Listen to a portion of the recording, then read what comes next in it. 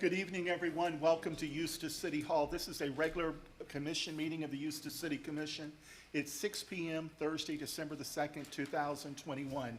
Our invocation tonight is going to be given by Reverend Allen and the Pledge of Allegiance given by Commissioner Nan Cobb. If you'd like to join us, please stand.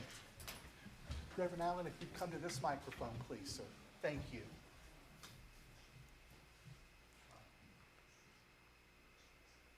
Let us pray. We are thankful, Lord, that you have allowed us to come together this evening. For we are aware that if it were not for you, we would not be here. In these challenging times, we're grateful that we're still able to see causes for hope. We are thankful that you have placed before us these leaders. We're well aware that without you, there's nothing that we can do. We pray that we are able to follow the plan set before us. And we're thankful that our voices will be heard. We are grateful that these things that you have placed before us are for our good and for your glory. We pray that even in all, as in all things, that you will be with us in this hour. This is our prayer. Amen. Amen. Thank you, sir. Would you please join me in the pledge? I pledge allegiance to the flag of the United States of America and to the republic for which it stands, one nation, under God, indivisible, with liberty and justice for all. Thank you.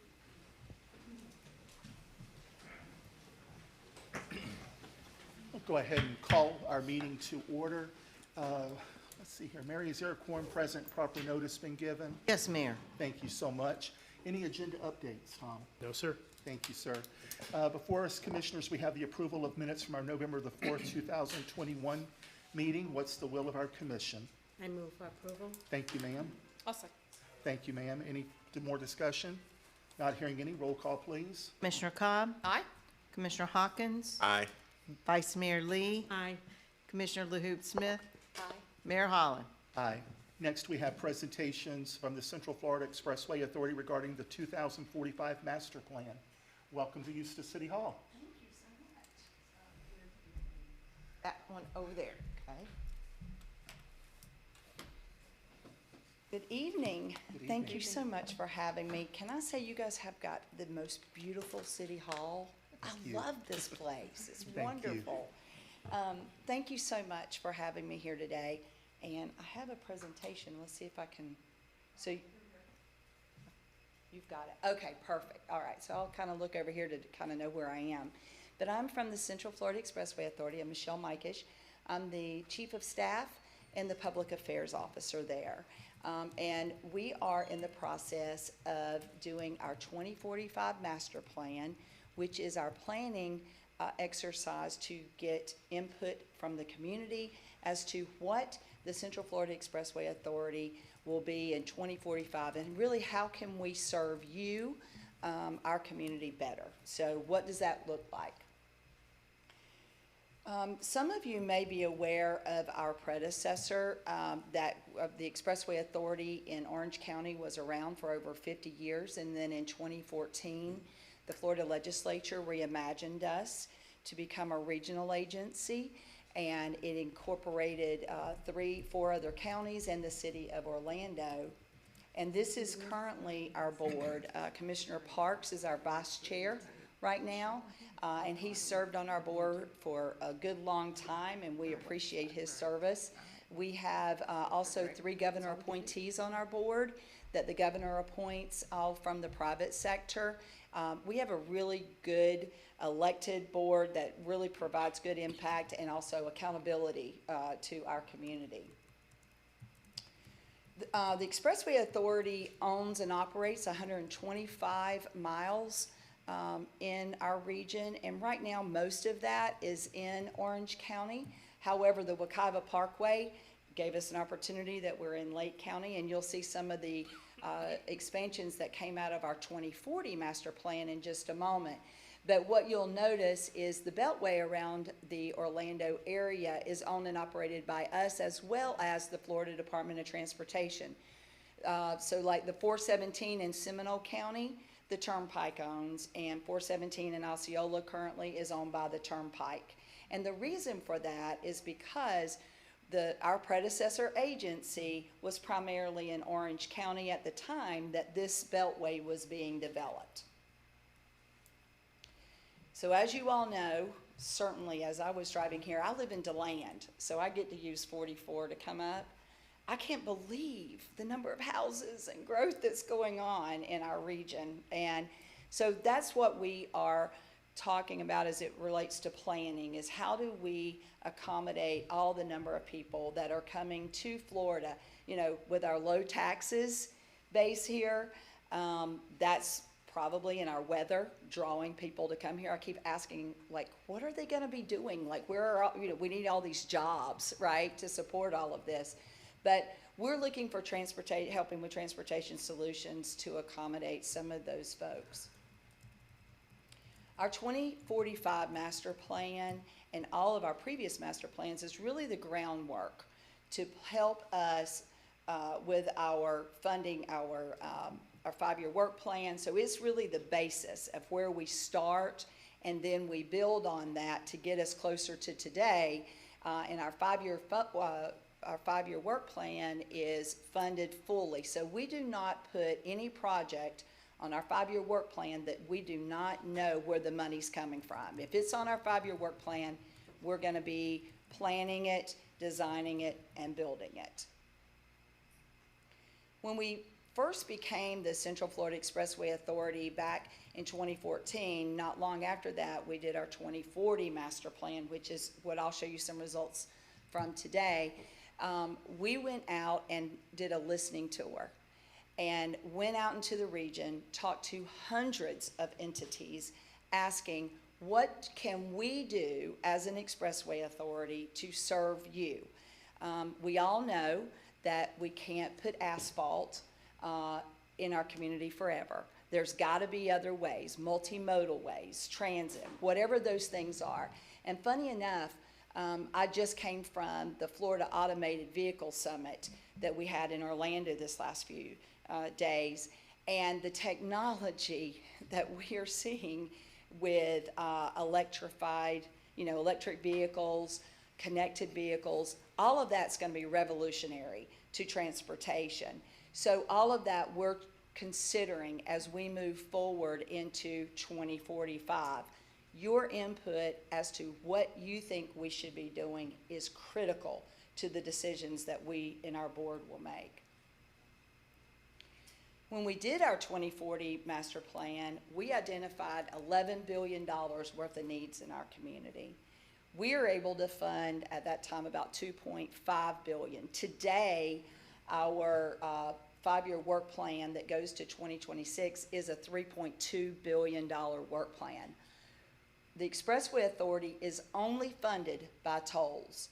And I will say this, as a tolling agency, people are like, oh my gosh, there's so many tolls in our community. Why is that?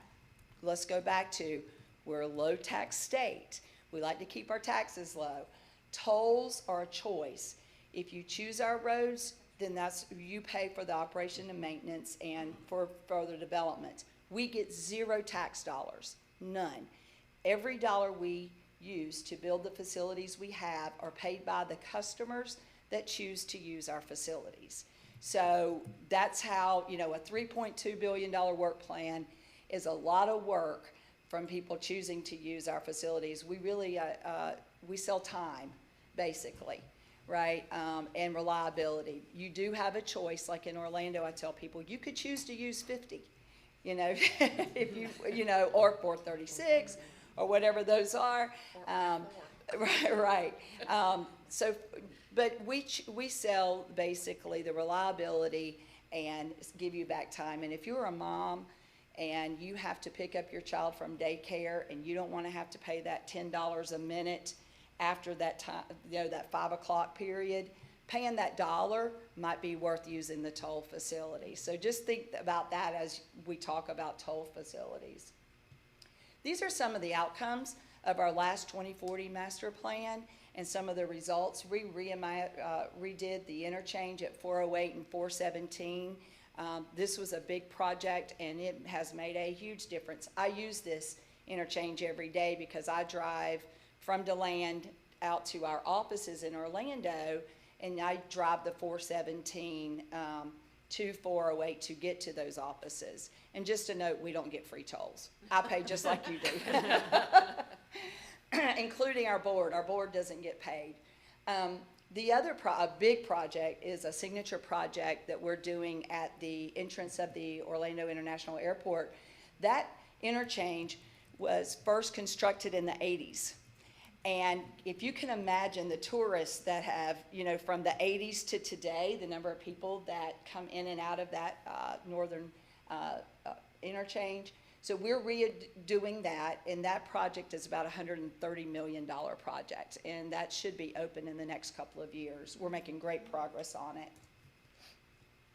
Brightline is a multimodal, our partner, that is coming out of the Orlando International Airport and will come out of there using our right-of-way along 528 down to Miami.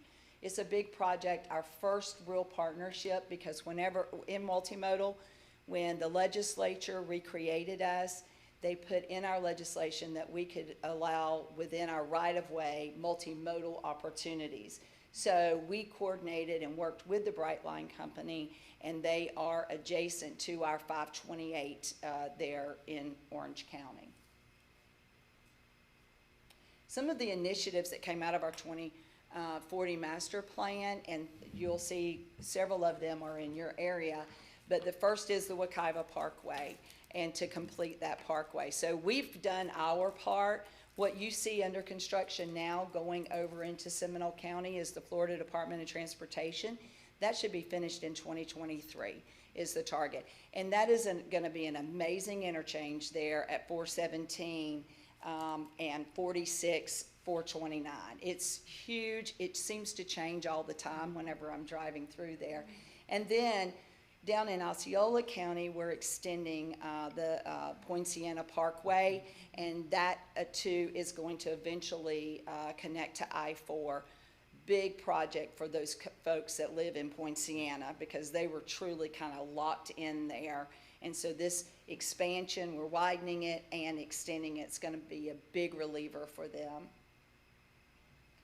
We are widening over 55 miles of our facilities. We typically widen roads somewhere around 10 to 12 years. With the growth, we've had to move that up to like 5. I mean, it has, it's just exploding. So these are all the areas that we're widening our 417, 429, and the 528. I think that, yeah, 528, I'm trying to read from a distance. The good thing too about this is jobs. These projects put real jobs, real people to work, and the economic impact is huge to our community. These are study areas, and whenever I'm here asking for your input, this might be some of the areas that should we study a project within Lake County or within this region, part of the region, to improve transportation. Right now you'll see a lot of work is happening in the Osceola area. They've got 2 cities and not a whole lot of transportation. And when we were recreated or reimagined, the legislature asked us to take over the Osceola County Expressway Authority. So they rolled into us with all of their projects. And that's what this map kind of identifies, is study areas. These areas have moved into project development and evaluation studies, which is a deeper dive into the feasibility of them.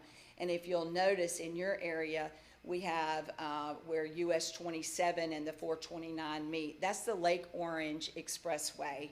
We are actually in design on that project. And one of the coolest things that we're doing, I talked a little bit about technology, is we're putting a pilot project together on that project where we're working with Utah State University, and we're going to be electrifying part of the facility. So where you will charge in motion. If you've seen the chart where you can, cordless charging your phones, okay, so imagine a contraption on your vehicle, and as you drive, your car charges, rather than having to stop and charge for 20 minutes. So evolution, it's coming.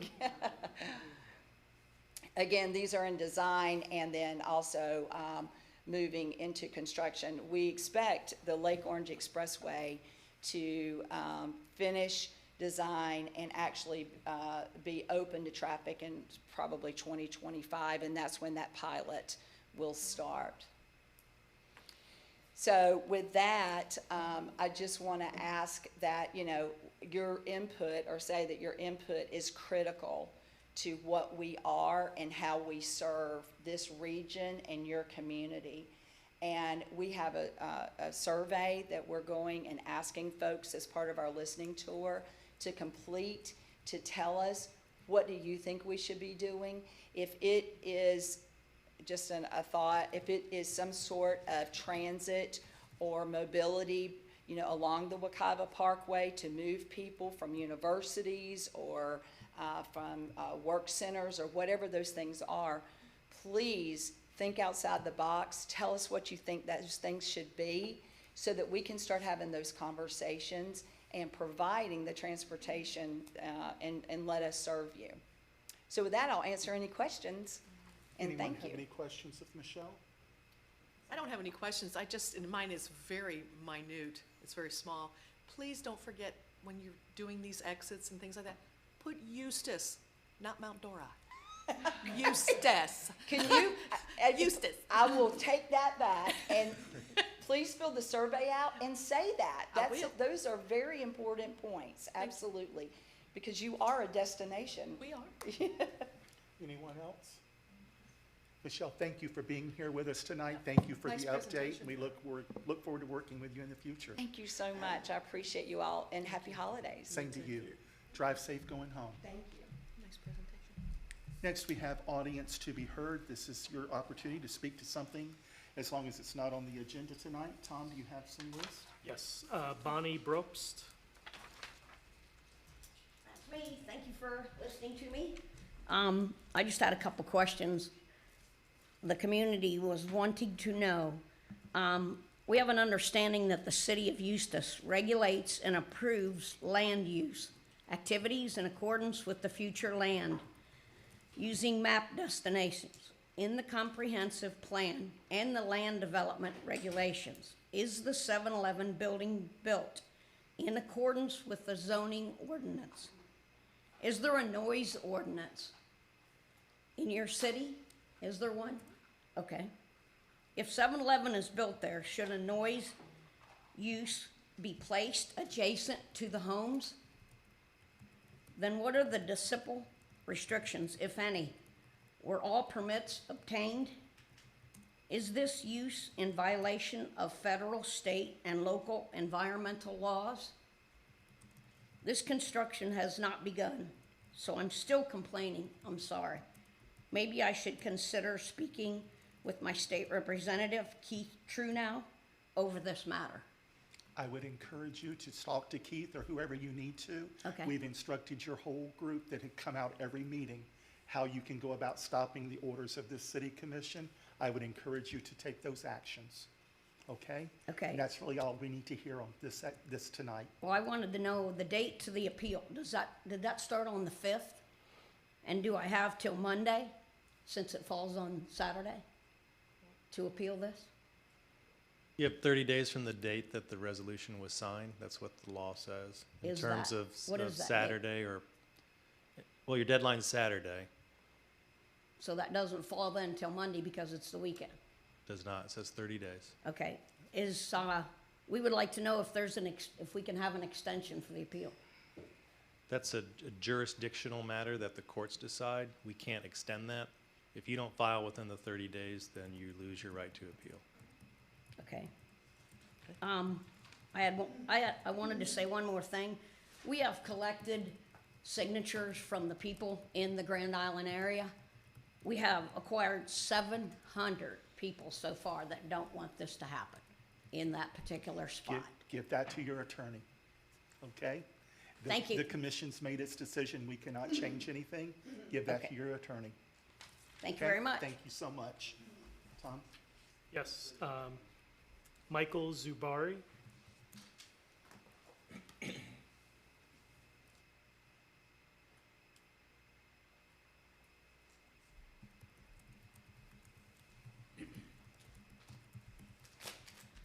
Good afternoon to the mayor, vice mayor, commission.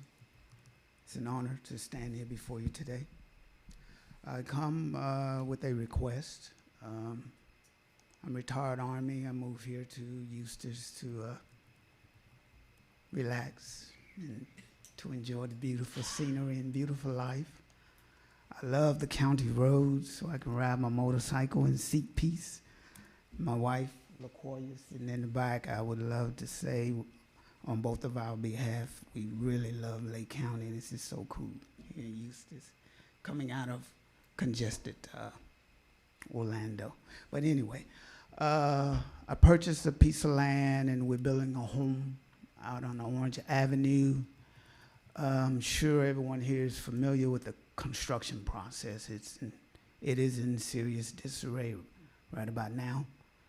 My home has come to a standstill because we're having problems getting windows.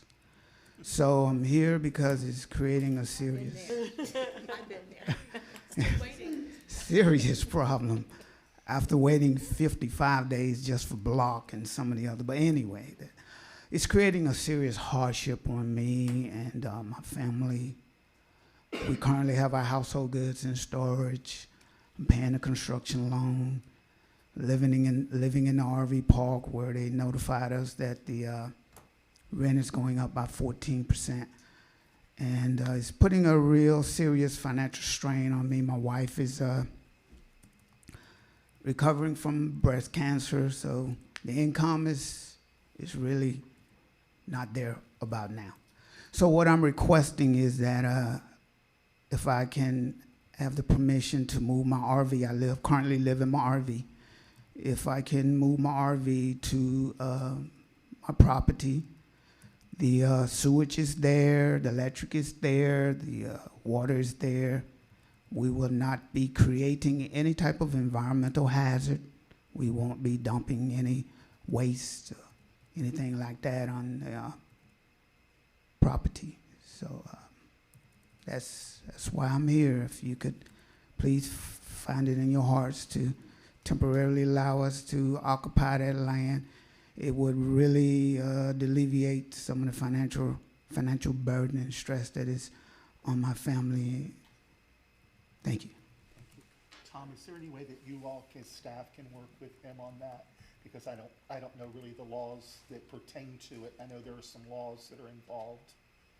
Absolutely. Okay. I'll give you my card and we can talk to you about it. Yeah.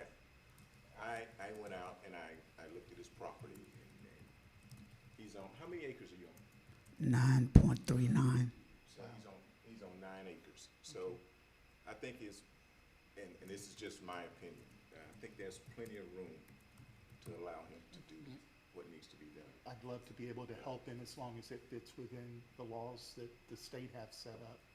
So I will give you my card and probably Lori Barnes and I will need to meet with you to discuss it. Yes. Okay? Thank you. Great, thank you. And I'd like you all to let me know what you Absolutely. decide. Yep. Thank you. Thank you. Thank you for being here tonight. You having someone else, Tom? I have a third card, but that's for at the time of the item. Okay, that's it then from you? Yes. Anybody else that'd like to address the commission about something that's not on the agenda? Not seeing any, we'll come down to the consent agenda now. There are 3 items on this consent agenda. Is there anything that anybody would like pulled for discussion? Not seeing anybody, looking for a motion to accept the consent agenda. So moved. Thank you, ma'am. Second. Thank you, ma'am. Any further discussion? Not hearing any, roll call, please. Commissioner Cobb? Aye. Commissioner Hawkins? Aye.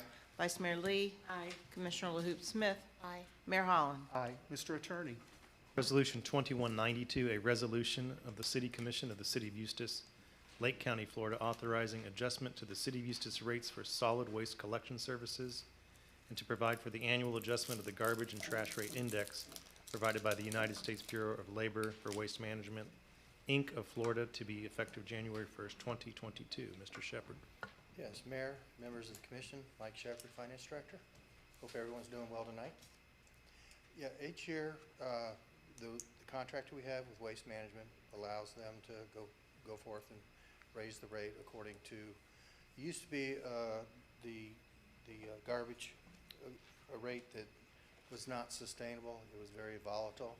And now they've gone to a new rate, which is the CPI for the garbage and refuge collection. We've been using them for quite some time, and they're providing excellent service. We contract with them. They call customer service, and then we tell them, or our citizens will call customer service. We will contact Waste Management. They go out and pick it up within 24 hours. And if they don't, we charge them a $25 fine for that.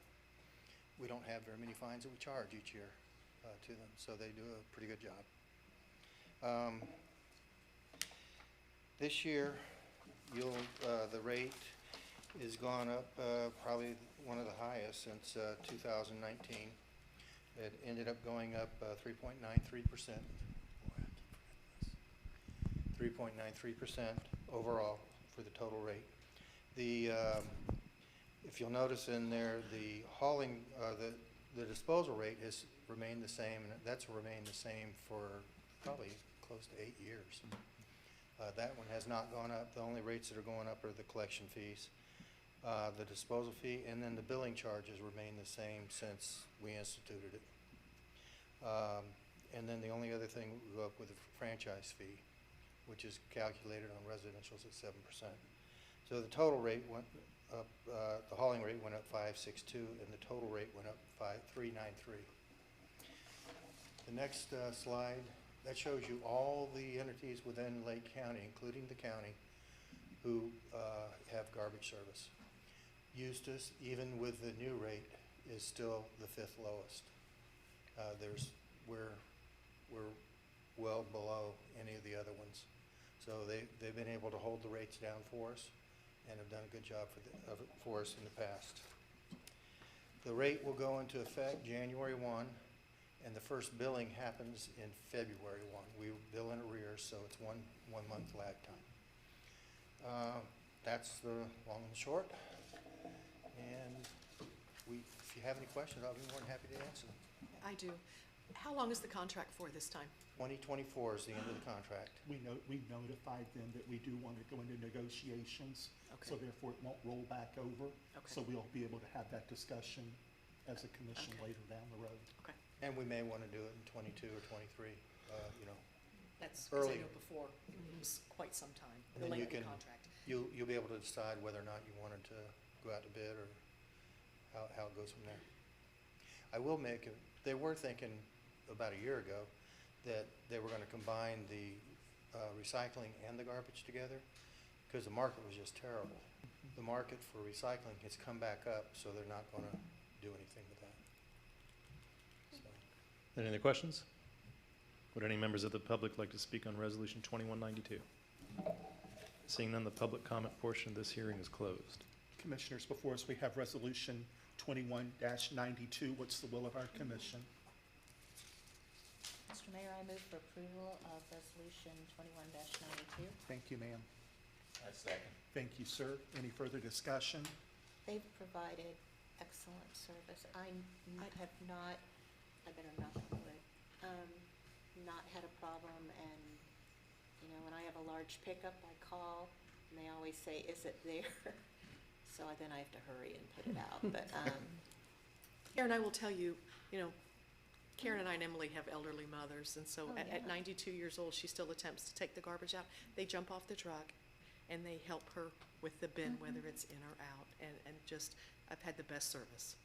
And there may be opportunities for people that maybe have trouble we can contact them and see if they can get the backyard service for no extra charge. So that's a They've possibility. been great to too. work with. Yeah, they're great.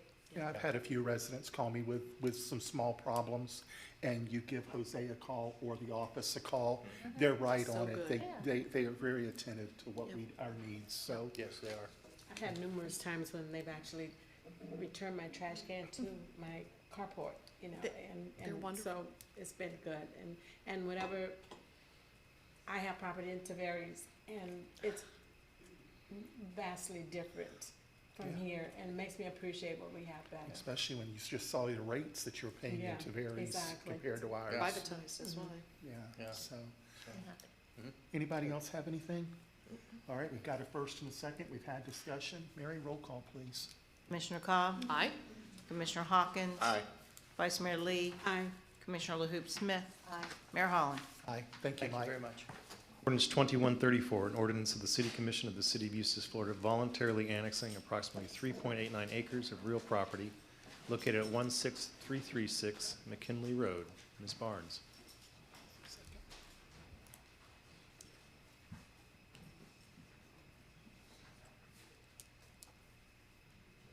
Okay, Lori, thank you.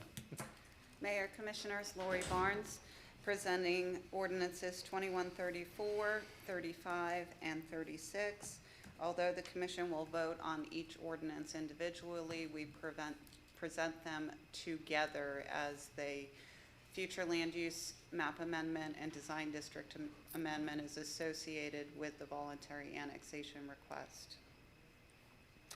Staff's received an application from the Perez family to annex their 3.89 acre parcel on McKinley Road, just west of North State Road 19.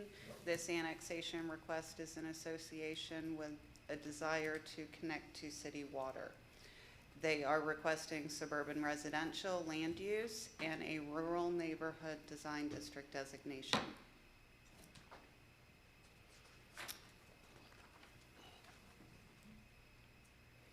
Again, this site is located just west of North State Road 19 on McKinley Road. There is an existing single-family home on the property. There's also a large wetland area on the property. The house sits to the furthest southeast corner of the property. Regarding the voluntary annexation request, staff's evaluated the application in accordance with the Florida statutes and the joint planning area agreement with Lake County. Lake County has been notified in accordance with the Florida statutes, and the annexation was advertised twice in the newspaper. Annexation of this parcel will reduce the size of an existing enclave in the city. The future land use requested was evaluated in accordance with Florida statutes, the city's future land use element appendix, and Chapter 102 of the Land Development Regulations. The property to the north of the subject property is general industrial. To the west along State Road 19 is Lake County Urban Low. There are a mixture of residential and commercial uses there, including an auto repair. The other land use designations in the general area include public institutional, general commercial, and mixed commercial industrial. To the east is rural residential in the city of Eustis and urban low in Lake County. While urban low in Lake County has a lower density designation, that land use would also allow office and commercial uses as well as multifamily, wherein the city's suburban residential permits 5 dwelling units per acre, and the companion rural neighborhood design district would limit the lot typologies to homestead, estate lots, house lots, or duplex lots. Staff finds that the requested suburban residential land use designation is consistent with the surrounding future land use mix and provides for a transition from the commercial and industrial uses on State Road 19 as you move east toward the rural residential neighborhoods. While the new designation would increase the density allowance by 1 dwelling unit per acre, the property is pre-developed and there's a large area of wetland on the property. If additional dwelling units could be accomplished on the property, that would be a minimal increase. The city has adequate public facilities to serve the property, including water, and the city already provides service to other properties in the area. There would be no impact to the natural resources on the site at this time, as it is pre-developed.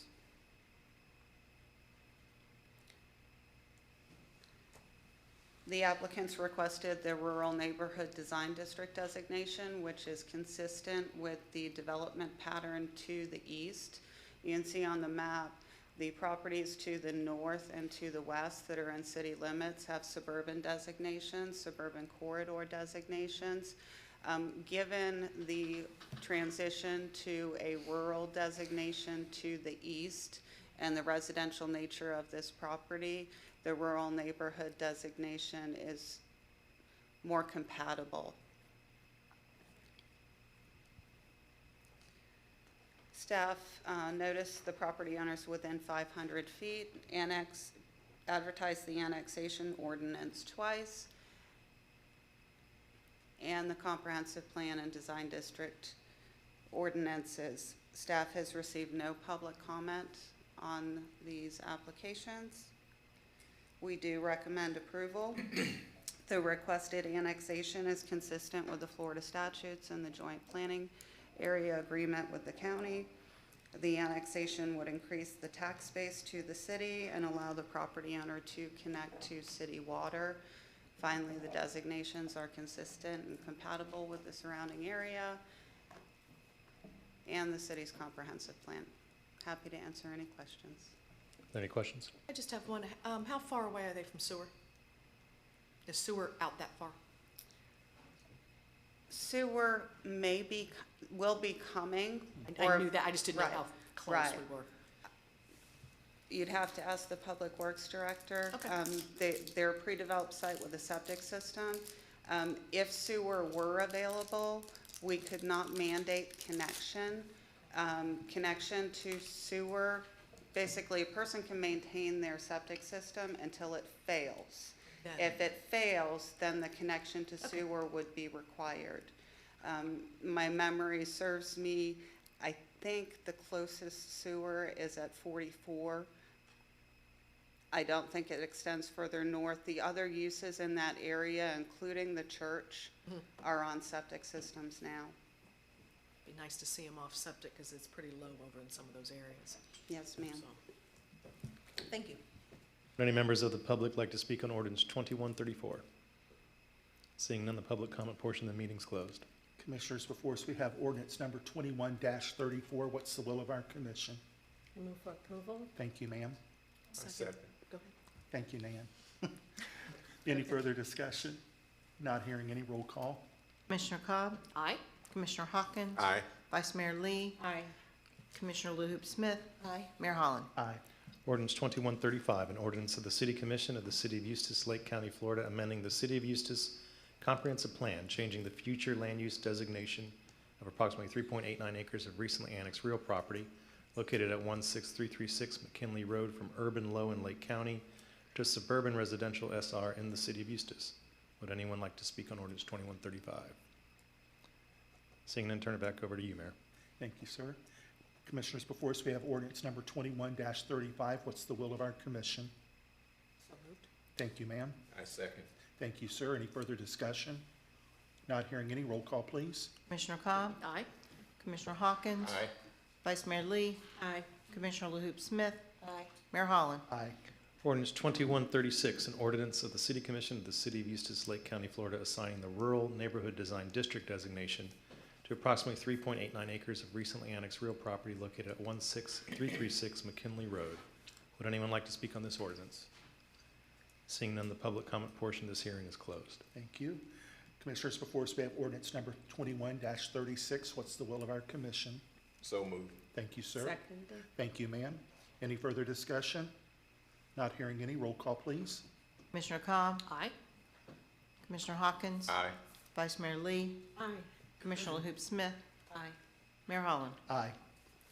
Ordinance 2137, an ordinance of the City Commission of the City of Eustis, Florida, voluntarily annexing approximately .6 acres of real property at 2979 South Grove Street. Heather Croney.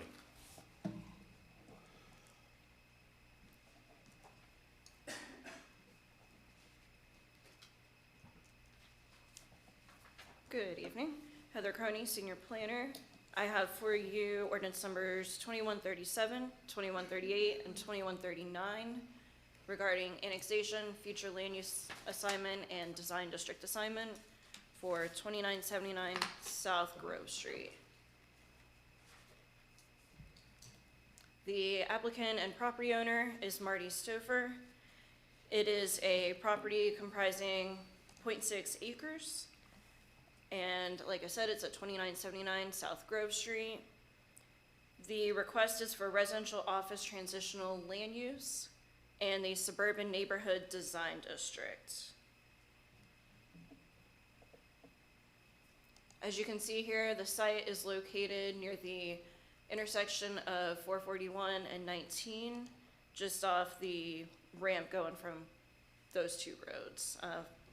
And you've got nearby to it some commercial uses, which are, say, northwest of it, as well as some existing residential. The property currently has a residential dwelling unit, single family, located on it. And a little north of it, you can see there the property that was recently annexed a couple meetings ago at 2959 South Grove Street.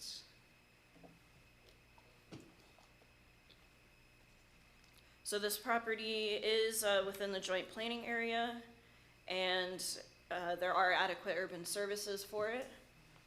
The site is contiguous to city limits, and notice was provided to Lake County, as well as it was advertised twice in the Daily Commercial.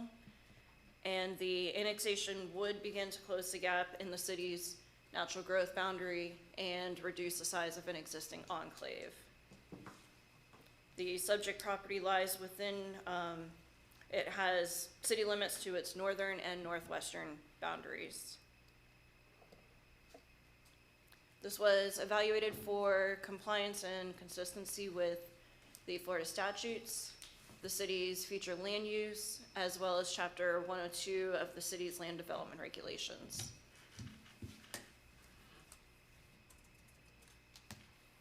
As you can see here, you have general commercial land use nearby to the property to the north and northwest. You have such as True Leaf nearby, and then other commercial uses adjacent to the property. And then you have that recently annexed property I mentioned to the northeast that is suburban residential, and they were looking to do a residential dwelling unit. And then you have a little further north residential office transitional, which is what's being requested here. Surrounding Lake County properties are urban low. So in the county, they would allow an urban low, single family office, commercial, and multifamily. They would allow up to 4 dwelling units per acre or a 0.35 floor area ratio. In the residential office transitional, it would allow a maximum of 12 dwelling units per acre, but the site could not permit that maximum even if the property were subdivided. And it would also permit office uses, professional office, professional services, that sort of thing.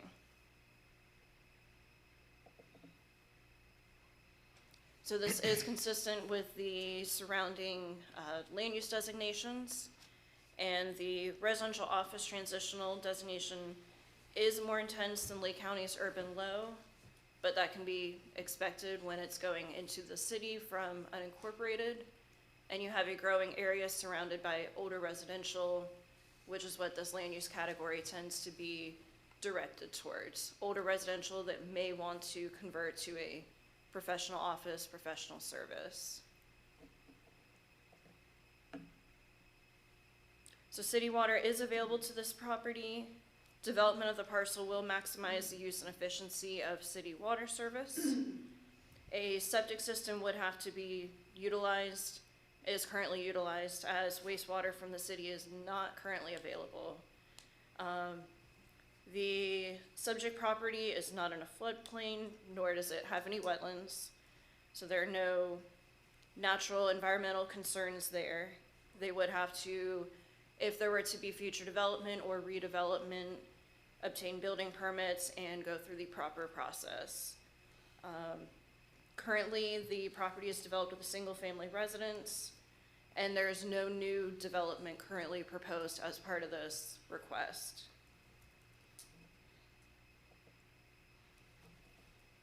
So here you can see the requested design district is the residential office transition, or I'm sorry, that is the land use. The design district that they are requesting is suburban neighborhood, which is consistent with the surrounding areas. You have to the north other city properties that are suburban neighborhood, and to the west you have suburban corridor. So this has limited connections. You do have park space incorporated generally, and in suburban neighborhood there's fewer connections of the streets, but then as you move into suburban corridor to the west, that's where you'll see more of the connectivity. This was noticed to the surrounding property owners within the 500-foot buffer, and also published in the Daily Commercial as a display and legal line ad. Staff has not received any inquiries from the public regarding this. And we do recommend approval. It is consistent with the joint planning area as well as Florida statutes. Annexation would increase the tax base of the city and annual operating revenue. And the designations, both of the land use and design district, are compatible and consistent with the city's comprehensive plan and land development regulations. Any questions? The property owner is also here if any questions for them. No questions? There is no current, hi, Heather, thank you. There is no current development. They just want to keep it residential, is that it? Yeah, the current property owner does not have any plans of developing it.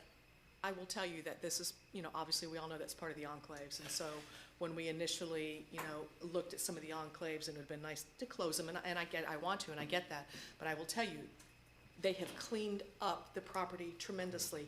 Mm-hmm. It was a disaster, to the point where I called the county, okay? I did.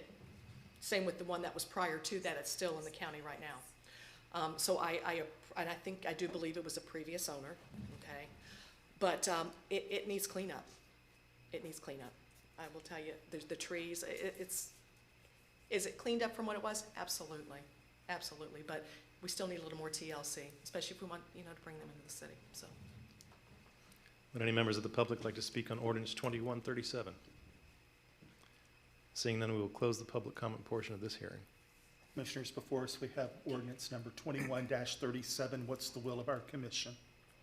So moved. Thank you, ma'am. I'll second it. Thank you, ma'am. Any further discussion? Not hearing any. Roll call, please. Commissioner Cobb? Aye. Commissioner Hawkins? Aye. Vice Mayor Lee? Aye. Commissioner LaHoop Smith? Aye. Mayor Holland? Aye. Ordinance 2138, an ordinance of the City Commission of the City of Eustis, Lake County, Florida, amending the City of Eustis Comprehensive Plan, changing the future land use designation of approximately 0.6 acres of recently annexed real property located at 2979 South Grove Street from urban low in Lake County to residential office transitional RT in the City of Eustis. Would anyone like to speak to this ordinance? Seeing none, the public portion of this hearing is closed. Commissioners, before us, we have ordinance number 21-38. What's the will of our commission? So moved. Thank you, sir. Second it. Thank you, ma'am. Any further discussion? Not hearing any. Roll call. Commissioner Cobb? Aye. Commissioner Hawkins? Aye. Vice Mayor Lee? Aye. Commissioner LaHoop Smith? Aye. Mayor Holland? Aye. Ordinance 2139, an ordinance of the City Commission of the City of Eustis, Lake County, Florida, assigning the suburban neighborhood design district designation to approximately 0.6 acres of recently annexed real property located at 2979 South Grove Street. Would anyone like to speak on this ordinance? Seeing none, the public comment portion of this hearing is closed. Commissioners, before us, we have ordinance number 21-39. What's the will of our commission? So moved. Thank you. Second it. Thank you, ma'am. Any further discussion? Not hearing any. Roll call, please. Commissioner Cobb? Aye. Commissioner Hawkins? Aye. Vice Mayor Lee? Aye. Commissioner LaHoop Smith? Aye. Mayor Holland? Aye. Ordinance 2140, an ordinance of the City Commission of the City of Eustis, Florida, amending the land development regulations, replacing section 110-5.13, portable storage units in its entirety, with regulations for short-term, mid-term, and long-term storage containers, providing for codification, severability, and an effective date. Ms. Barnes. Mayor, Commissioners, Lori Barnes, Development Services Director, presenting an amendment to the land development regulations to address storage containers. Staff presented a workshop to the Commission on September 2nd to receive some input from the Commission as to what kind of regulations were desired to be incorporated into an ordinance. Staff took that input from the commissioners, and on October 14th, we presented proposed regulations to replace our existing portable storage unit regulations, and the commission directed staff to bring back an ordinance for official consideration. In order to minimize aesthetic and physical impacts to residents and surrounding properties, short, medium, and long-term storage containers should be regulated. Commission had concerns about those containers that had been pre-existing legally non-conforming and pre-existing non-conforming which had been placed without proper approvals and screening. Staff incorporated a 6-month period in which those property owners who had non-conforming containers to either make the properties conforming, provide for the screening of those shipping container storage, or remove them. So you'll see June 16th, which would be 6 months following the second reading of this ordinance if the commission moves it forward. We would notify those property owners in advance of the deadline and provide courtesy notices and violation notices following if those containers were not moved or made compliant by the deadline.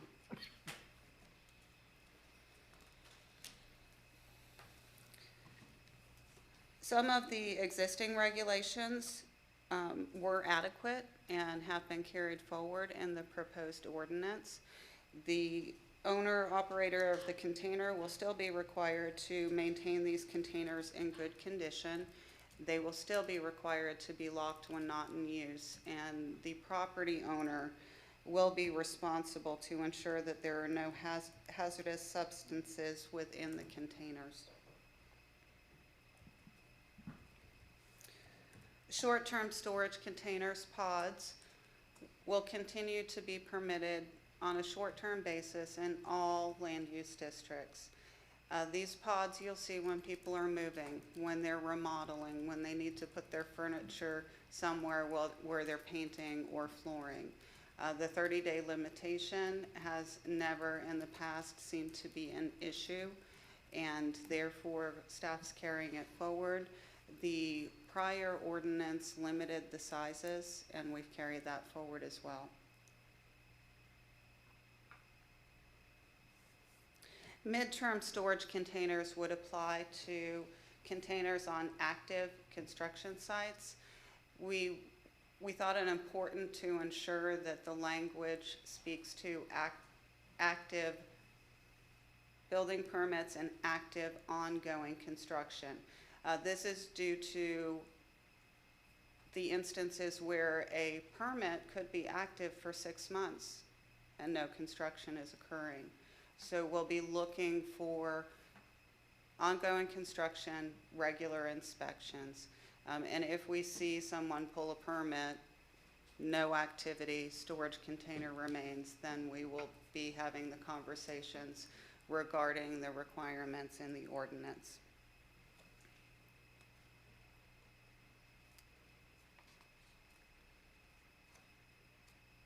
Long-term storage containers would be permitted in general industrial, mixed commercial industrial, and agricultural, consistent with the current regulations. Required screening with a masonry or brick enclosure of sufficient height and landscaping of opacity to ensure that there's no visibility from the public right-of-way or adjacent property. Site plan would be required. Administrative, if there's no waivers necessary and it's an addition. A development plan if there's no waivers required.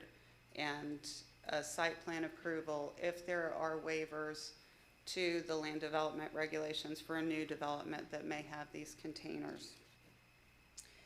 The ordinance language has been updated to clarify the instances where the Development Review Committee may approve waivers to the screening requirement to make it more clear that these containers or these property owners who want an administrative waiver will only receive that waiver administratively if they cannot be seen from a public right-of-way. And then if conditions change, the regulations give staff the authority to revoke that administrative approval and require them to comply with the screening requirements. The number of containers, long-term containers on a site will be limited to the extent that the site may not exceed the maximum impervious surface area for the site. So when a site plan is submitted, those containers will be calculated just as if they were a building. These containers are placed, in most instances, they never move or rarely move.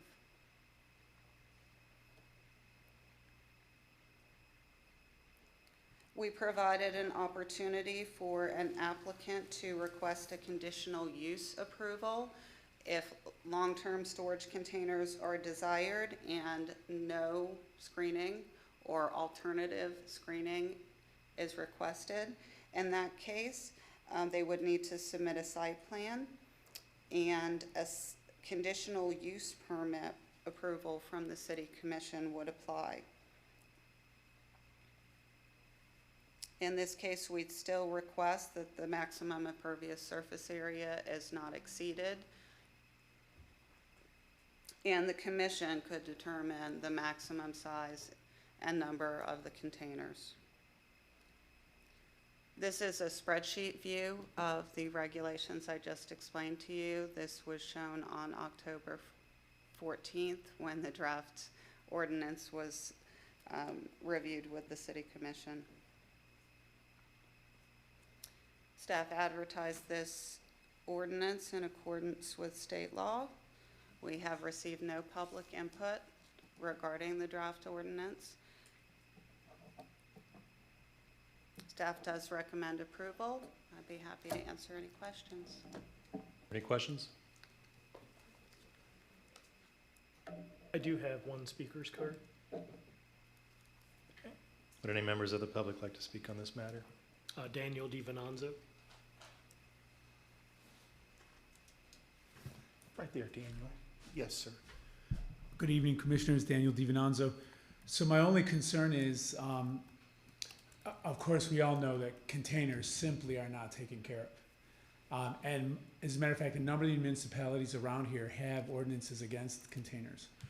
The only thing I'd ask is, I'm not understanding with regard to the long-term placement in some areas how that would be regulated, which I believe was the last subject you addressed, correct?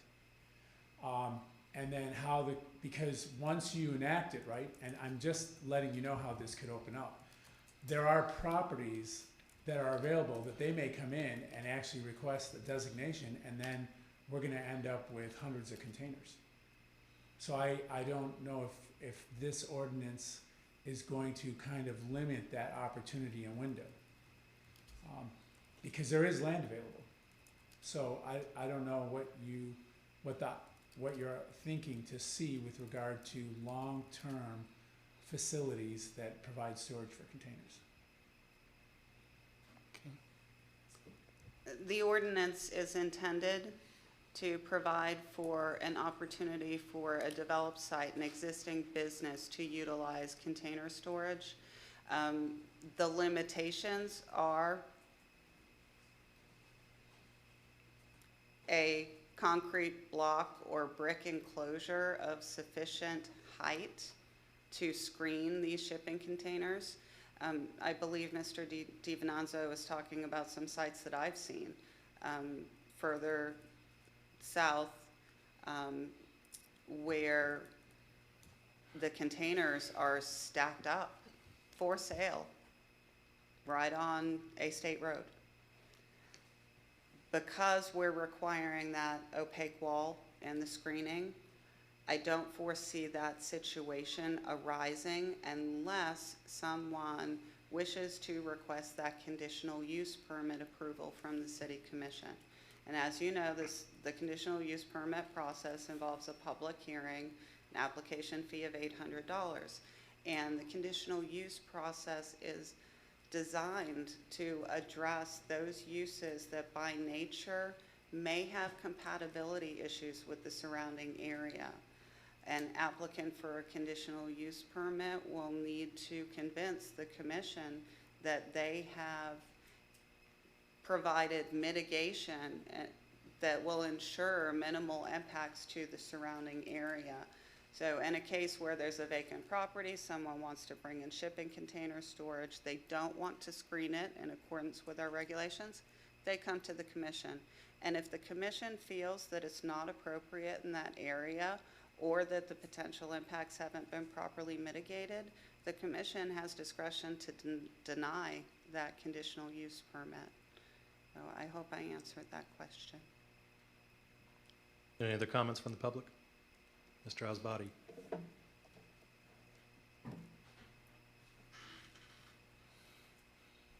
evening. Well, I guess we can go back to when I stirred this beehive up. I like my reference to a property owner everywhere, but I have a lot of problems with this. I'll touch along some of them. They don't address what the initial concern was that I brought before you guys before to consider.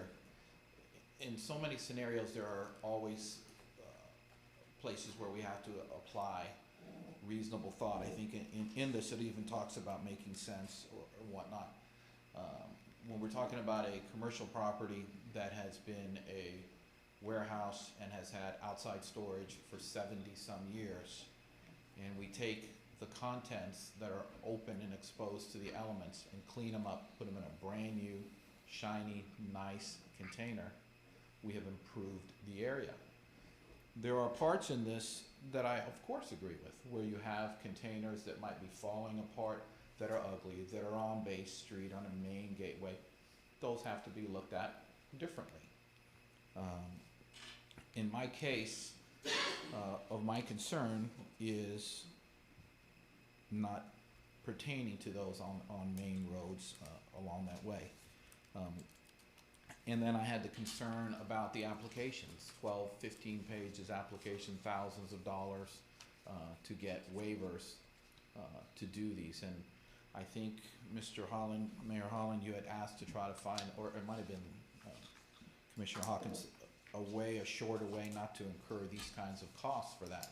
That wasn't addressed in any of this either. So most of everything that I had brought up before wasn't addressed. On a separate matter, the sizes of these containers, 8 foot by 16 deep. I could tell you in my experience, we have not, when we did the True Leaf, was a 45-foot container that was higher than that. The Family Dollar built the one on Orange Avenue was a much larger container to that. So these are restricting development as well. So overall, I think this needs some more work on it to try to either give you, if it is the ability to look at them individual scenarios and decide whether you feel they're impactful or positive or negative. In my case, for the particular property, it would be better to have things out of sight in a clean way. Up along Bay Street where the rental place is, which they're great people, but when you go by there, you got stuff everywhere, everywhere. And the tire place down the road we do business with, tires everywhere and things. If those things can be put in a container, but they're on a main road, so I wouldn't be favorable to that. But in a backspace, be careful what we wish for. Kind of reminds me of Mount Dora and the Starry Night deal, where they said the wall needs to match the house, so they painted the house. So, you know, you can win a battle, but you can lose a war. So, in my particular case that I brought before you, then that I'm asking for a waiver of, and I know there's a way to do a waiver in 15 pages and thousands of dollars and on and on and on, and that presents a hardship. The property is being used by a charity for the children's home, and we wasted 6 months and we haven't really addressed the things that I remember Willie Commissioner Hawkins bringing up. So the 16-foot length by itself, you can't put this restriction on growth that way. You can't put that. I don't even think they rent 16-foot containers. I'm sure they do, but for these construction containers. So I ask you to work on this more, and definitely the 16 needs to go away, and provisions for individual discretion, I would prefer the commission make it be put in there. We've got to work to encourage growth and to encourage people to keep things out of sight, cleaner and better. Thank you. Any questions? Thank you. Thank you, sir. Would anyone else like to speak on ordinance 2140? Seeing none, the public comment portion of this hearing is closed. Lori, in our meeting a little earlier today that you and I had, I'd asked about the length. And I had not talked to George at all about that. And that's what I was concerned with, is when you look at a 16-foot, that's not a large amount of space. And that concerns me. And then to do a conditional use permit, we're looking at $800 to come back in front of us to get us to change that. I would like to see if there would be some way we could adjust that a little bit. Any major company or any building that's coming in here is going to need more than a 16-foot, I believe, a 16-foot storage unit. So that's why I asked that question earlier, and I was just trying to calculate in my mind the 16-foot. So Mayor, maybe we could do up to 40. You know, make the language so it's up to 40, so if they want to do a 16 or 20 or 25, it doesn't lock them in, but maybe we say up to 40. it would help my concern there. It's an option. I don't know It's if an option. anybody else has that concern. I do as well, because there's no way you're gonna, even, there's no way, like an apartment complex or on a remodel, there's just no way. 16 foot is not nearly enough. You So have I- stackables. Huh? Then they become stackables, I guess. Yeah, The cost too, as he was addressing. Yeah. How do you work on that? where are you still with that, Commissioner Hawkins? Yeah, and I can't remember, what we talked about during the workshop. I went back through my notes and I didn't see it. Just can't read it. Well, that's true. Yeah, I was a doctor in a previous life. I would like to see it lowered, because the majority of these are gonna be in commercial areas. Yeah. And they're bringing businesses to us, We're so- slapping their hand before they get here. Yeah, so I would like to see that lowered. And I was doing the same thing as Lori was talking about. I was thinking 16 feet. How? It's not a lot. Yeah, it's not a lot. What are we gonna do, Lori, when they start building downtown?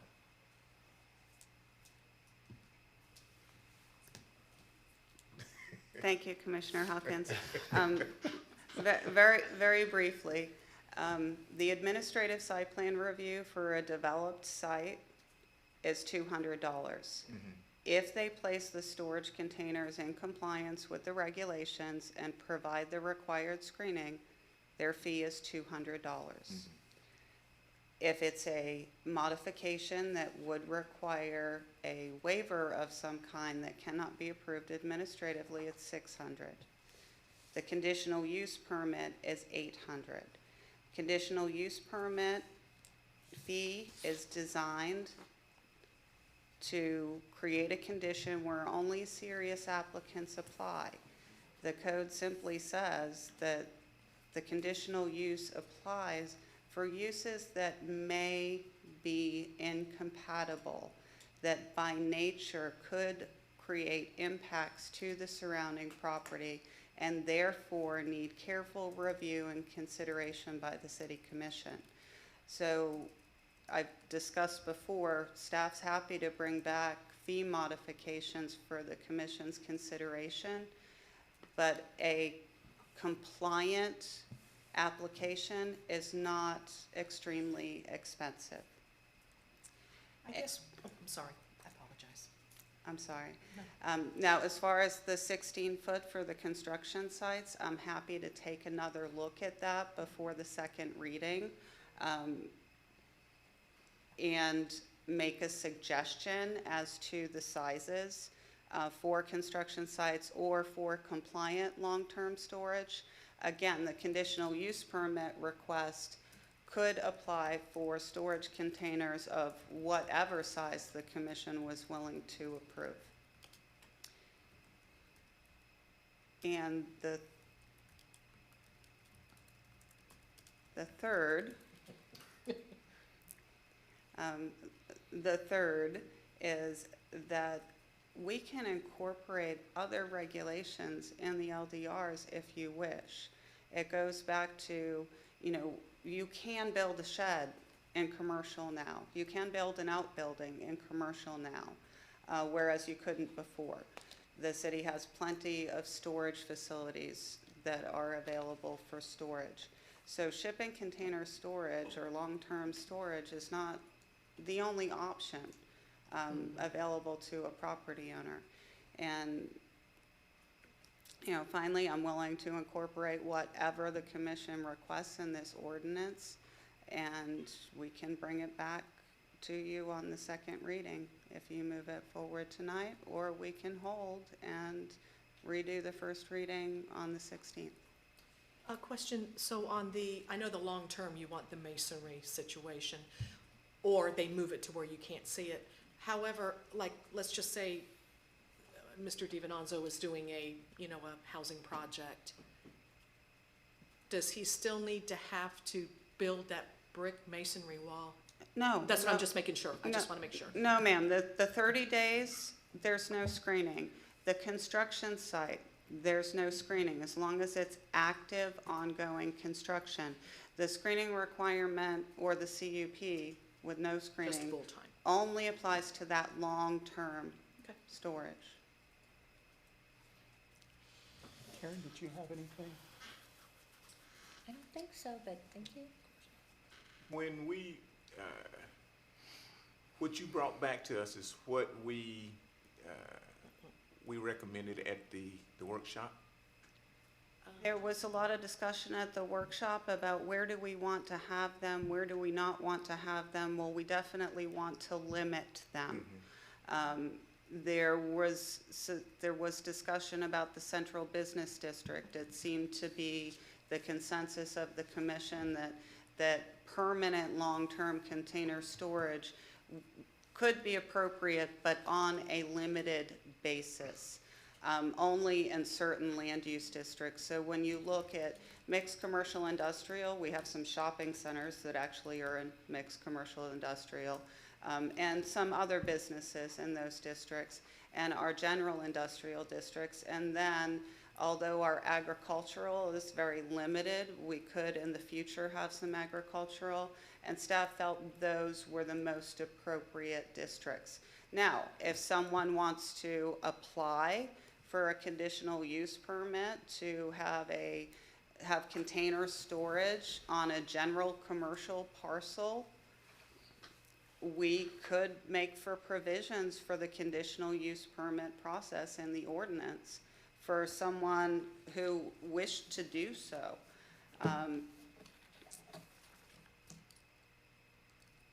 We simply tailored the ordinance to provide for limitations. That seemed to be the will of the commission at the workshop in September.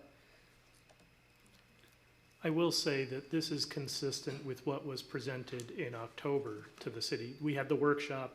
Following the workshop, we brought back a presentation in October to City Commission, and this is consistent with what was presented in October.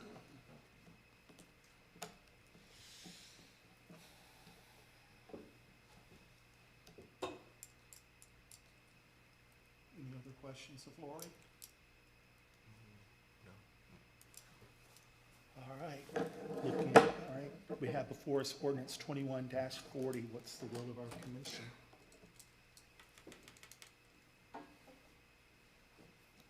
Mr. Mayor, I move for approval of ordinance 21-40, and if there needs to be discussion or accommodations for length, then certainly that can be incorporated for the second reading. Okay, we've got a first. Anybody want to second that? I'd like to see accommodations for, or at least some recalibration of the cost. Okay. And what did we, and I know we talked about this the last time, what did we consider long-term? Long-term is anything that is not short-term or mid-term. Short-term is 30 days, once a year. Mid-term is active building permit, active construction site. Anything longer than that is long-term. So we've got a motion, we've got a motion. Looking for a second. Karen, are you willing to amend your motion to take a look at the conditional use permit fees? Okay, so do we need to discuss again then that the conditional use permit fee is to make sure you have people who are serious? You have a $200 fee for Administrative, administrative, compliant, $400. $600 Okay. for a modification that's a major modification that comes to commission, $800 for a conditional use permit, which would allow this to not come as an $1,100 or a $600 application for a waiver or an $1,100 application for a site plan. As I've mentioned before, we can certainly look at all of our fees. Our fee schedules are approved by resolution. That would have to come as a separate item. I can incorporate fees in the land development regulation ordinance that's before you tonight. I think our staff and our staff's time is valuable, and $200 is nothing. Well, I don't want to say that. $200 is still something, but you put higher fees on things that go outside of what the norm would be. But I am open to commission's will. The motion on the floor is to approve this with the language that we look at before it comes back in the second reading, changing the length. That's the motion on the floor. Anybody would like to second that? I will second it. Any further discussion? Not hearing any. Roll call, Mary. Commissioner Cobb? Nay. Commissioner Hawkins? Aye. Vice Mayor Lee? Aye. Commissioner LaHoop Smith? Aye. Mayor Holland? Aye. Thank you, Lori. All right, coming down now to future agenda items. Thank you, Mr. Attorney. Thank you. Future agenda items. Is there something that you would like to bring back for a future agenda? Nan? No, sir. Nothing? Willie? Yes. Surprise.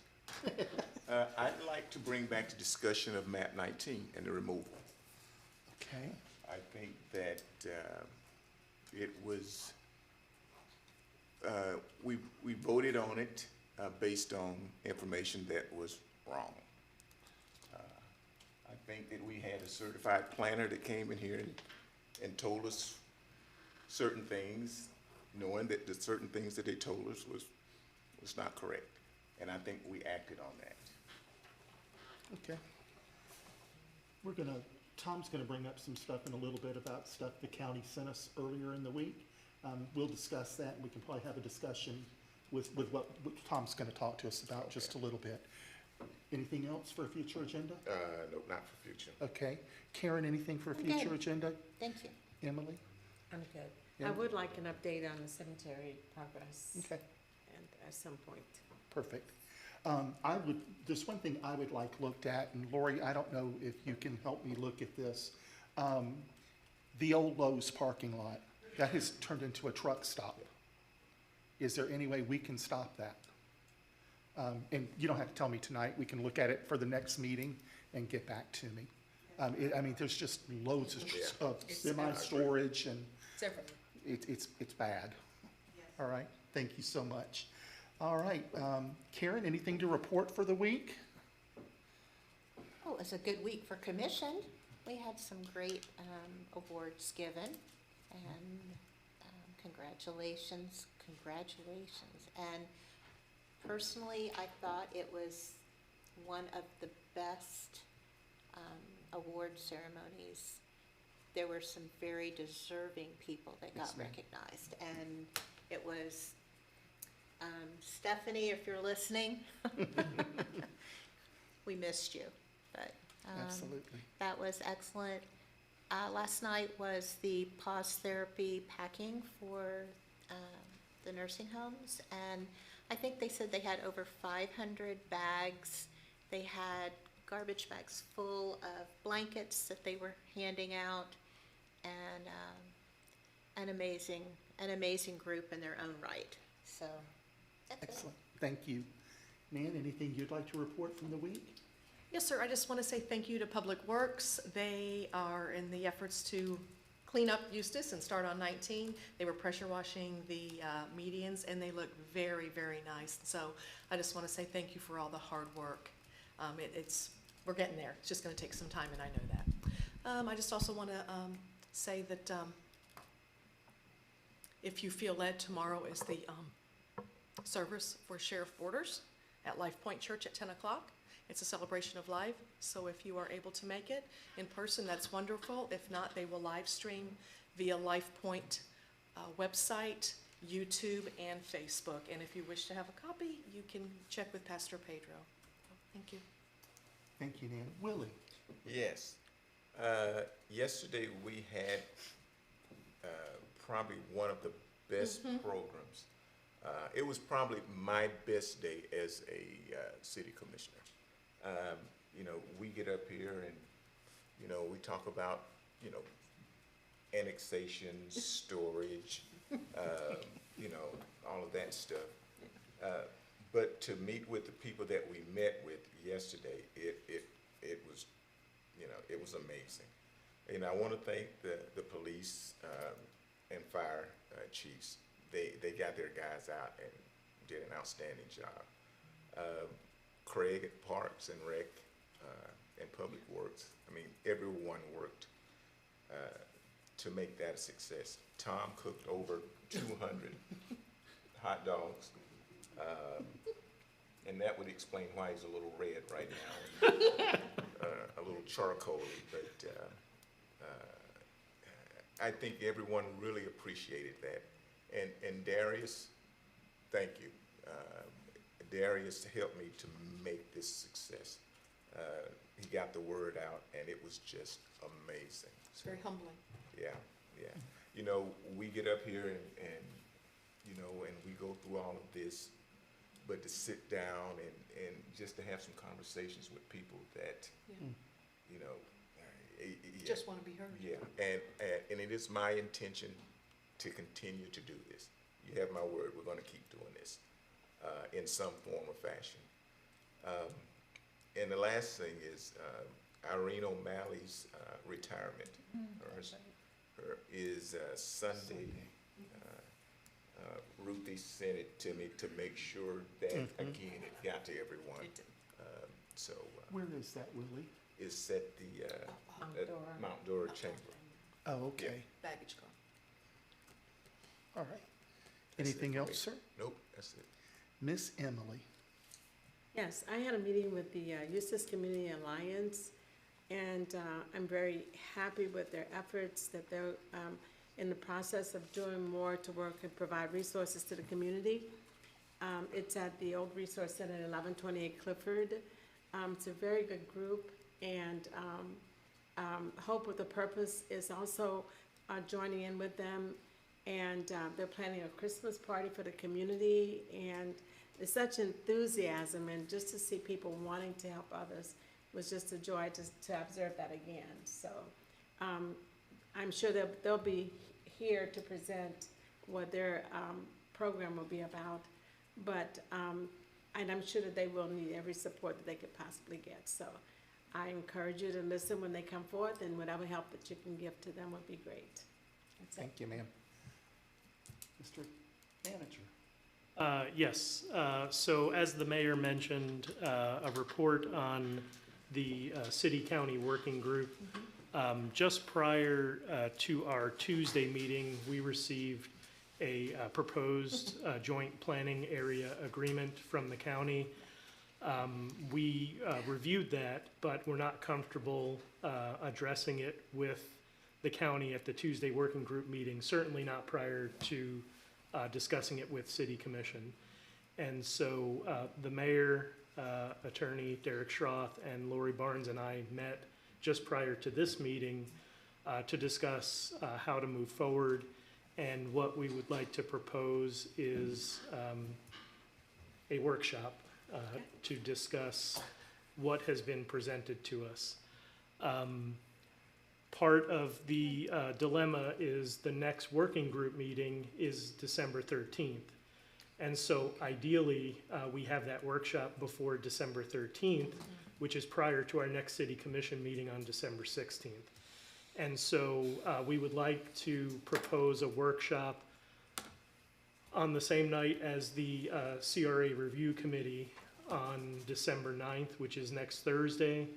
If we can't pull together a workshop prior to December 13th, I would recommend that we cancel or postpone the December 13th working group meeting until we can talk to commission more thoroughly about the proposed joint planning area agreement and the other documents that the county sent. And so what I would propose is the CRA review committee continues to meet at 5 p.m. on December 9th, and that we would have a workshop on the proposed county JPA after that meeting, which would likely be approximately 6 p.m., 6:30 p.m. Again, if that's not possible or we can't pull together a workshop, I would recommend that we not move forward with the December 13th meeting with the county, absent having some direction from City Commission on what you'd like to do. Willie, after sitting down, and commissioners, after sitting down with the attorney and with Lori and with Tom, there's nothing in what the county sent us that's good for the city of Eustis. I'm to a point where I'm done working with them if they cannot truthfully work with us honestly and openly. To get paperwork less than 24 hours before a meeting is ridiculous. And especially if you look at the type of paperwork it was. Lori has gone back through what we were sent. Yeah. Lori has got her points out. Okay. It will not take us that long to sit down and listen to everything. I know we've workshopped things to death. Well, that's but- how we get informed. But that's how we get informed. At that meeting, we'll listen, and then at the following commission meeting, it's time for us to make some decisions of where we go as a city. I've said here that my job is to keep us out of lawsuits, okay? But it seems like we're not getting anywhere with the county. if you really read what was sent, I don't know if you've had time to really take a look at it. We've had a busy week. There's some deep stuff in there, and it hinders Eustis from growing at all. And in good faith, I cannot continue to take time in meetings if this is what we're going to get back. We sent a working document to the county, Lori, how long ago? I was gonna say, yeah. And we have yet to get that back with answers to any of our questions. The MAP 19 question, Derek has been asking the county attorney for weeks now for a resolution of MAP 19. We have not gotten anything back from the county on that yet as well. Have you heard back from Tim? Tim McClendon didn't get back with anything on what we sent in November. Have you had any communication or phone call, or, you know, just to say, hey, where are we? What are your thoughts? You know, I'm just trying to see if there was any kind of open communication. November 2nd, I sent the Yes. draft transitional land use and all of the accompanying Yes. design district. Tim did respond. He thanked me. He indicated that he would make sure it was shared with anyone I may not have copied on the email. Okay. I had no communication with him from then on. On November 20th, I emailed Tim McClendon and Melanie Marsh Okay. to ask if they had any comments, anything for us to review in advance of the meeting. On November 29th, we received the joint planning area agreement and the rural conservation design standards from the county. Do you guys want to do 6:30? Well, I mean, we'll, what are your thoughts? I don't want to shoehorn us into a time. Or What we would have afterwards? today is say as quickly as the one meeting is over, we roll right into it, because if we advertise a time, if we get done with the one That's meeting, we're true. going to have to sit here. I get, And what I meant was and after the fact. I'm really kind of done with wasting time on it. Do I get to speak? Yeah. Yeah, I just You're was next. asking questions. I don't want a workshop. I don't want a workshop on something that we continuously, you know, and I've said this, and I've said it, and I said it 2 weeks ago, and the commission wanted to give them a couple of weeks to answer. One thing that I do know as a retired federal agent, I can smell when someone's blowing smoke. You all know it, and no one wants to do anything about it.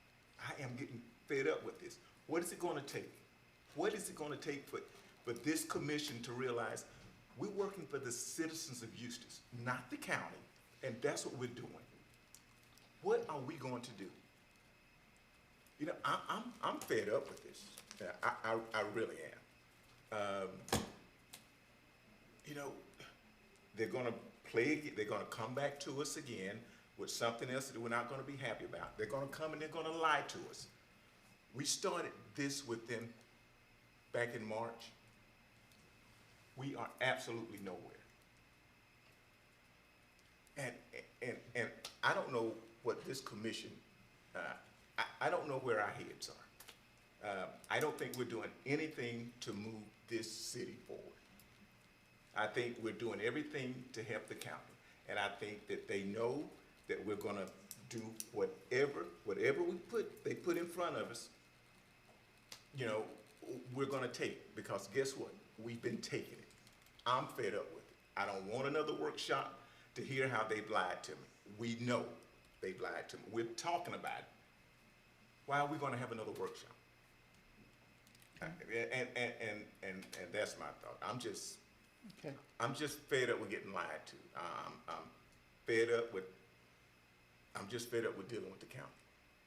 So, and I'm sure I'm in the minority, but I'm gonna speak my piece. That's what it's about, Willie. Karen?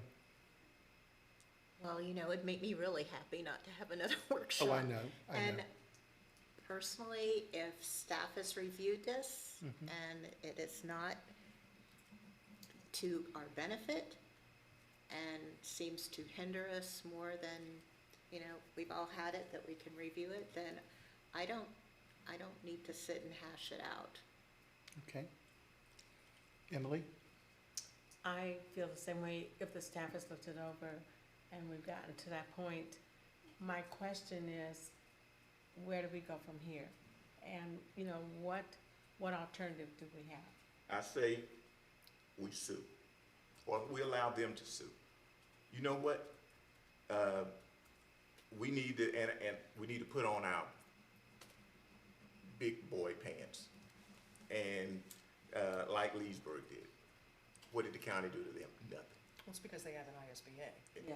I'm not making excuses, I'm just Yeah. saying they have an Yeah. ISBA, But- which unfortunately we do not, which Well- stinks. Which but- we tried to do too, you know. No, I meant originally, we just never signed up for it. Yeah, you know, but Shame on us, but. you know what? We If tried though. We tried to put, 3 years ago? We sat No, with no, the no, I'm county. talking about the original when Diane was here, when they were originally doing all the ISBA's. Okay. Eustis never took advantage of it. yeah, So shame on us for then, but, you know, it was all good intentions, I'm sure. yeah, but you know, we can't be timid around. Are they gonna sue us? So, you know what? Bring it on, doggone it. And it almost wasn't doggone it. So Lori, you've heard the will of the commission. There's a majority saying that they do not want a workshop. Would you send out the documents that I got to see today with your responses? Yes, I would like that. And That I you'll would like to send it see, to the full yeah. commission? And then Derek and Tom and Lori work on what our next steps could be with working this out with the county, or which direction we need to head, Will our land use attorney look at it also? if we needing to. I don't need another person to tell me that we're getting, Yeah, No, but to give us advice about where to go Yeah. and how. yeah. yeah. Yeah, I'd definitely like to see your response, because, you know, we read the documents, but we wanna make sure, you know, what's in the best interest for us Lori's done as a well. very good job with, You know? with answering back to Okay. the areas in there, so, then. That I'd like to see. That's what we'll do, is if Lori can send that out to us as soon as you can, Yeah. hopefully tomorrow, if you can. And then we'll decide which direction to go with the attorney and what we need to do. Yeah, you know, and I'm Because sorry. no, and I'll tell you, Tom and I have talked about this. We thought we were really making great headwinds with some of the meetings. Nan sat in on some of them, Emily has sat in on some of them. We thought we were doing very well, and then it just kind of, Something we're being happened. played. Oh, yeah, oh, yeah, Yeah. yeah. So And we started getting played from the very first strategic meeting that we had, so, so. but that's where we are. So that's no to a workshop, Tom, and we'll go on from there. Okay, Okay, we'll keep our regular 5 o'clock workshop with the CRA though, okay? sure. And we will, so what Lori put together, her review, was a series of comments on provisions, but we have not responded to the county yet. Okay. And so am I hearing that you want us to respond to the county saying we're not interested in entering into this? We're not in, No, I'm not. She's gonna have the best interest Yeah. for Eustis. We're not I still interested. I'd just still like to see them and see what we're submitting. We're not We'll interested. get you Lori's analysis and comments, and then it sounds like we should respond to the county saying where we are on this proposed Correct. agreement. Yeah. Okay. Okay, Okay, just quickly, a few more items. It was mentioned the CRA Review Committee, that's December 9th at 5 PM. Several commissioners had mentioned doing some research on getting assistance on grant writing. I want to let you know that we're continuing to work on that, working with the, my goal is to work with the individual departments to find companies and individuals who specialize in grants in those particular fields. Also, Commissioner Cobb had a good idea in getting in touch with someone who did this previously for the city of Eustis, and maybe getting some feedback on where we should be going with it, so I'll do that. We have a couple of major purchases related to fire department equipment that'll be coming before you soon. Both, He's hiding. He's He's hiding behind George. He just shrunk in his seat back Thank you, there. George. so, upcoming purchase of a tower truck that we have programmed in the budget moving forward, but we may look to expedite that a bit because of some price increases that are programmed, and we need to act sooner rather than later. if we want to get some pricing. And then there's a lot of lead time for a piece of equipment, like a 2-year lead time for that piece of equipment. And so you'll have something coming back to you at some point for that. And then also purchase of a new fireboat. The old boat has had mechanical problems, really isn't usable. We have something lined up, but it will require some review by city commission. So you should be seeing that soon. 3 minutes are up. And then the last thing, I have been working with Commissioner Lee, or Vice Mayor Lee, related to the Neighborhood or Resource Center. And so in talking with Pastor Buddy and Commission Beyond Borders, there is not an interest in continuing that lease. But in working with Vice Mayor Lee, I think there is interest from ECA, the Eustis Community Alliance, in leasing that building. And so we'll be preparing something to bring back to you for consideration. So I just wanted to give you a heads up on that. Most of my communication has been through Vice Mayor Lee, but at some point I'll communicate directly with representatives of ECA. Perfect. Okay, that's it.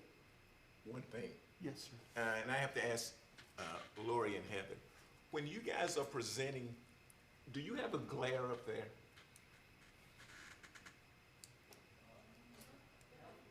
Because I noticed that Michelle, when she was presenting, it was hard for her to see. So I just wanted to know if it was hard for you guys to see.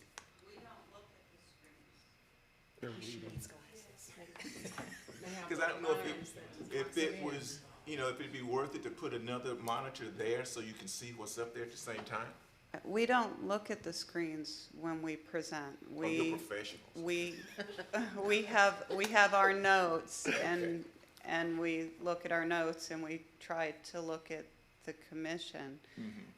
It's distracting to look up there, and it makes your eyes go in all kinds of directions, and notes are better. Yeah. 2-week basis. Well, Mike, you presented tonight. How was it for you? I don't keep up with it. Mm-hmm. I continue to talk, I have the notes. Old school. Mm-hmm. But I don't necessarily keep up with the clicking of the screens. No, you don't. Okay. Okay. Yeah, I just noticed it, like she was having a hard time. Maybe she needs glasses. When I figured the glare, so. She had on glasses. That was the problem. Better get my glasses fixed. Tom, Okay, anything that was else? it. No, I'm done, thank you. All right. Mr. Attorney.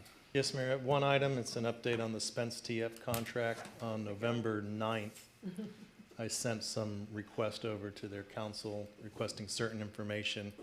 Some commissioners indicated that they were not satisfied with the proof that the purchaser provided, the feasibility of development.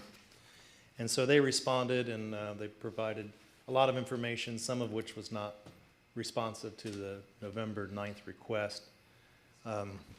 They have also submitted a proposed amendment to change the contract. That's going to come before you in 2 weeks. And at this point, available to answer any questions the commission may have and to discuss what options you may have at this point, since they did not comply with the November 9th request. They pretty much come in and told us that they can't do 2 screens, correct? What they've done is they've said they can't do 2 screens without also doing the storage facility, and they want to do them at the same time. But when we initially did the contract with them, the, what's that word, the pro forma, is that the word I'm looking for? Was to do, Five. was it 5? Yes, Or sir. was it 2? And then they came back and they said 2. Yeah, and they've showed that they can't do that. So isn't that in violation of the contract? If they can't do Commission that, approved perform? If the commission's not satisfied that they provide sufficient proof, then they're in breach of the contract, and we can provide them 10 days' notice to cure the breach. Each party has a cure period. And if they cure it, they cure it. If they don't, then they don't. And under the contract, you can terminate, get the deposit. Now, I suspect they'll litigate. They've already laid that foundation with some of what they've done. But they've already told us and their representatives that they can't do what they can't perform what was in that initial contract. In several instances, yes. Okay. If you recall, at the last meeting, the representative said that they couldn't get financing for just a movie theater, no one would do it. In the paperwork they submitted, they point out all the deficiencies with the property that they found. At no point did they make a representation that they can perform per the contract, which is develop two-screen drive-in movie theater first. And That's then that's the requirement. and then they told us to take out property. Then they said you could, yeah, you could have your property, and then they stormed out. Okay, Yeah. all right, okay. Well, Well, that's why they asked for the Fourth Amendment, because they Right. can't produce. You know, well, we've amended ourselves to death on this, and I'd like to see us just start the clock ticking today. I know it's beyond, it's as per the city's satisfaction. As far as I'm concerned, this is 1/5 of the city that is not satisfied, and I will never be satisfied with this project. Willie, how do you feel? It's a shame that, they weren't able to do what they said they could do, because Okay. I thought it would've been great. Yes, sir. But- Initially. But I'm not, I'm in agreement with Okay. Nan. Karen? In agreement? Okay. Vice Mayor? well, I've been the naysayer since the first time it was ever presented.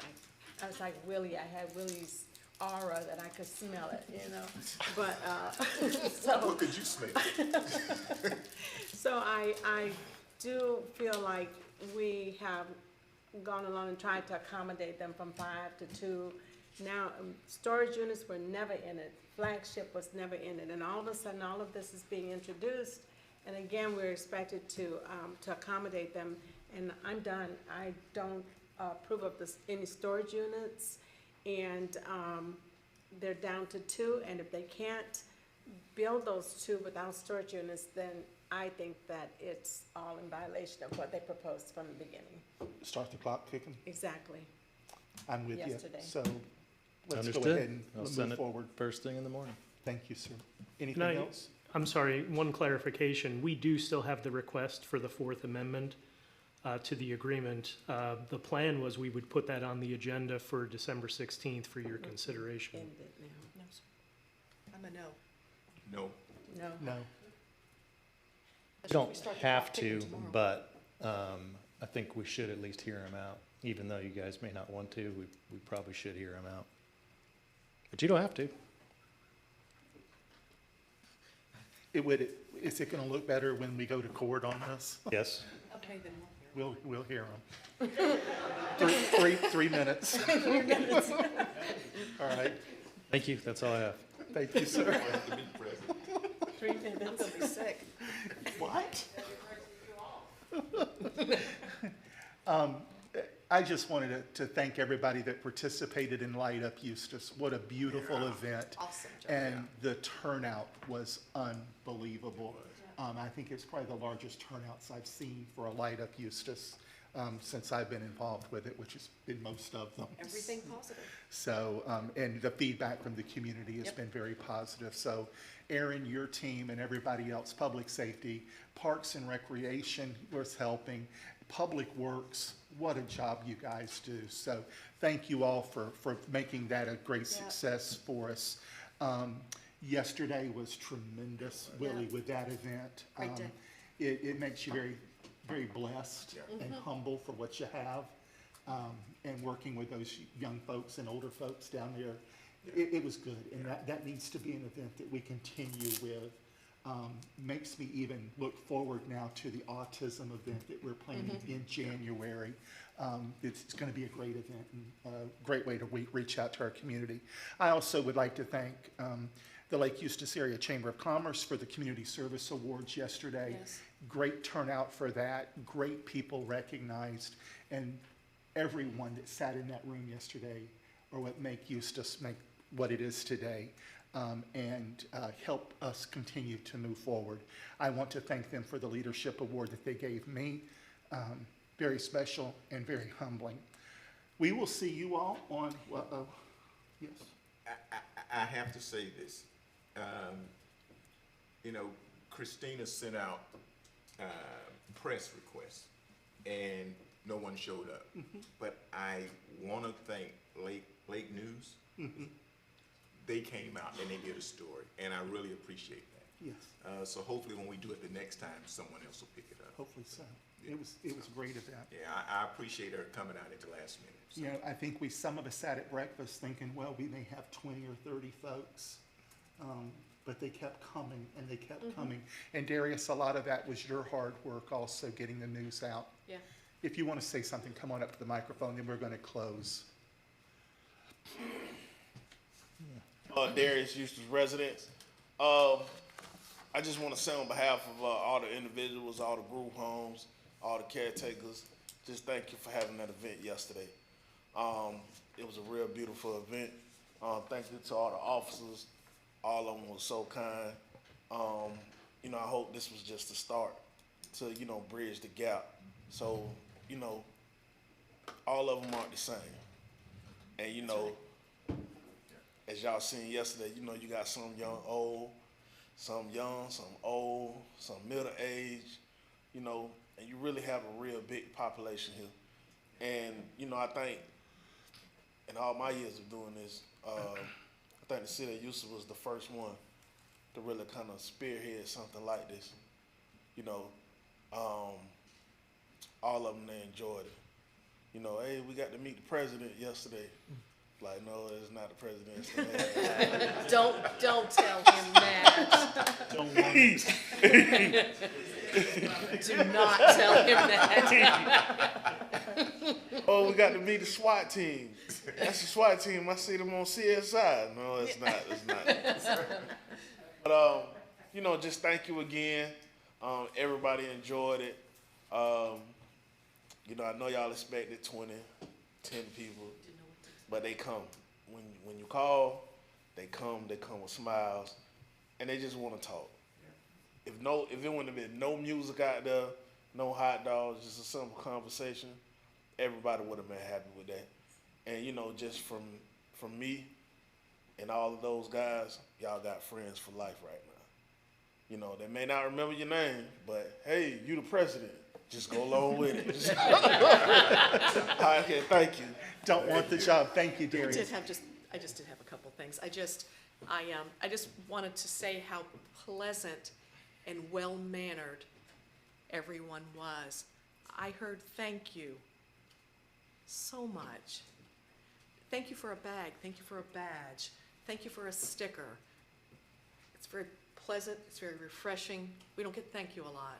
And it really warmed my heart. It was a pretty amazing event. And not to slight them, I do want to thank the chamber as well. You know, I was very honored. They did give me the Arts and Culture Award. It was a lot of people to thank for that, so I am very, very appreciative. So thank you. Nan and I sit on a board of a charter school here in this community, and you don't hear the thank you and the stuff like We that. don't. And to hear that from folks with special needs, it just warmed your heart, and it just goes back to the type community we are. You know, we're a community of all different types of people. Yep.